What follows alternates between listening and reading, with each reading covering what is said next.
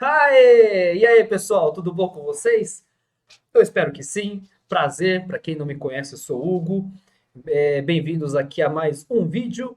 E, bom, desculpa aí pelo fato de eu ter demorado tanto, né? Fiquei uma semana fora, meio que sem dar notícias, enfim, tava aí fora, viagem, etc., trabalho, e só agora consegui ter um tempo para trazer mais uma história aqui para vocês, uma história dentro do, enfim, do tema do nosso canal.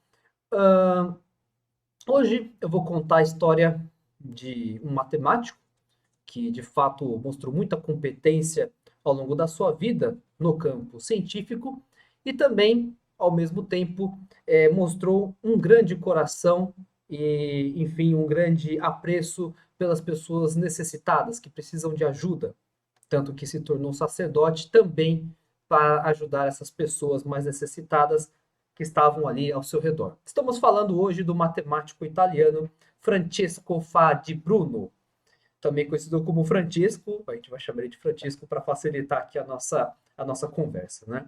Então, do que se trata, né? Quem é este homem que foi tão importante e nós trazemos aqui hoje, né? Então, ele nasceu em 1825 na Itália, de uma família nobre, e, enfim, logo nos seus primeiros passos, enfim, na idade adulta, foi conduzido a uma carreira militar. Inclusive, foi treinado, recebeu uma educação condizente com isso, participou de alguns combates, e quando foi estabelecido aí o reino da Itália, ele foi chamado para ser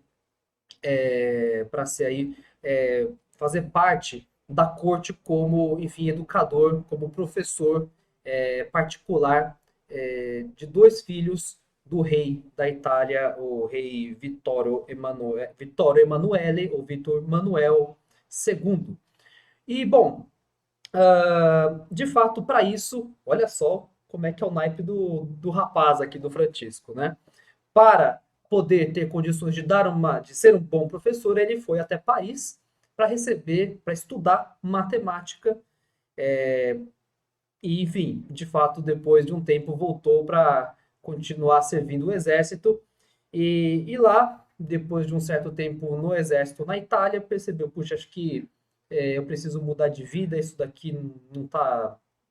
Essa carreira já não está me trazendo mais tantas, enfim, tanto interesse, não me atrai tão mais.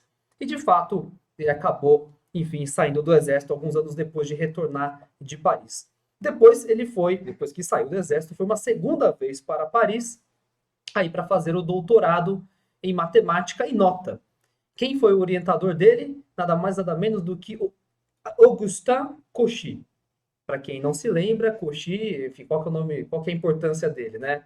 Para quem é da área de exatas, provavelmente já deve ter ouvido falar da desigualdade de Cauchy-Schwarz, que é uma desigualdade muito importante associada àquela famosa desigualdade triangular, acho que eu vou botar a fórmula aí no vídeo, e talvez vocês lembrem disso daí nas aulas da famigerada disciplina de álgebra linear.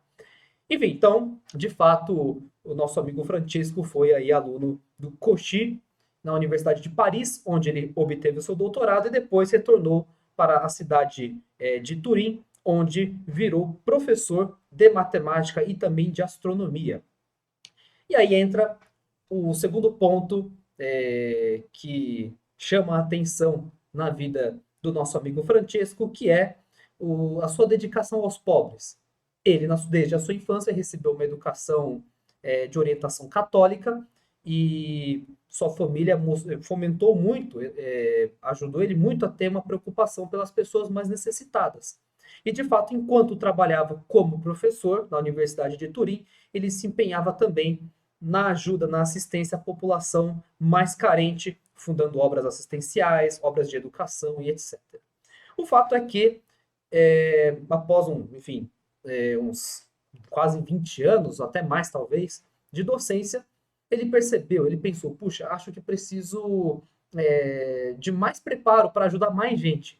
E, de fato, viu a sua vocação ao sacerdócio. Então ele começou a fazer os seus estudos para se tornar sacerdote, se tornar padre. Enfim, Na época, o arcebispo é, não concordou muito, enfim, porque a princípio só entram para o caminho do sacerdócio as pessoas mais novas, né, jovens, né, que estão começando, estão entrando em idade adulta, e de fato ele teve que pedir uma concessão ao Papa, diretamente ao Papa Pio IX, na época o Papa, e de fato obteve essa autorização para se ordenar e se ordenou sacerdote, tornou-se padre aos 51 anos. Você vai falar, puxa, aos 51 anos, ou seja, provavelmente já passou da metade da vida dele, o que ele pode fazer mais, né? E de fato, se vocês veem ali na biografia dele, vocês percebem que o ministério, o trabalho como padre dele durou apenas 11 anos. Ele faleceu com 62 anos. E, enfim, a princípio, não é que passou muito tempo, passou uma parte reduzida da sua vida como sacerdote. Mas, de fato, isso não impediu de trabalhar e muito é, para as pessoas e para aquelas que de fato mais necessitavam. Então, além de continuar os seus trabalhos assistenciais, fundou um instituto religioso chamado Instituto das Irmãs Mínimas de Nossa Senhora do Sufrágio, e que hoje se dedica, existe até hoje, e se dedica ao trabalho assistencial e espiritual em 5 países: Itália, Argentina, Colômbia, Romênia e Congo. Então, de fato, um instituto que tem feito muito bem para as pessoas.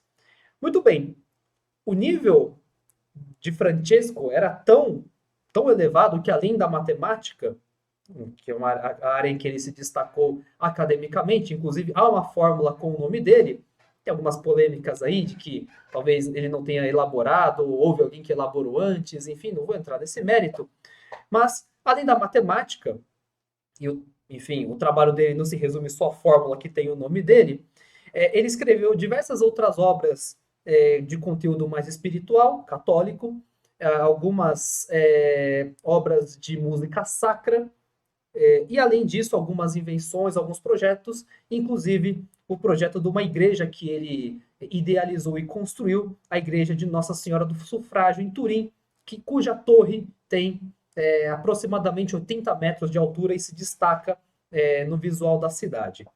Enfim, o fato aqui, dado aí o seu caráter, o seu fervor pelo serviço às pessoas, a própria Igreja Católica reconheceu nele um modelo a imitar. E, de fato, ele foi beatificado, é um processo dentro da Igreja Católica, foi beatificado por São João Paulo II em 1988, 100 anos depois do seu falecimento. Francisco Fade Bruno faleceu em 1888. Então, se minha conta não falha. Enfim, moral da história, pessoal, o que a gente pode concluir de tudo isso, né? Para Francesco Fade Bruno, a ciência era um meio, não um fim. Um meio para quê? É lógico, para ajudar as pessoas. Um meio para conduzi-las ao que vale a pena, ao que vale de verdade. Nos dizeres do próprio matemático, a ciência, a verdadeira ciência, leva a Deus. Então, de fato, podemos, de certo modo, tirar alguma coisa, talvez, dessa história de vida, desse matemático sacerdote italiano Francesco Fade Bruno. Beleza? Então é isso, pessoal. Espero que vocês tenham gostado dessa historinha de hoje. Espero saber o que vocês acharam. Deixe o seu comentário, me manda uma mensagem aí. Estou à disposição. E nós vemos no nosso próximo vídeo. Beleza? Obrigado, valeu!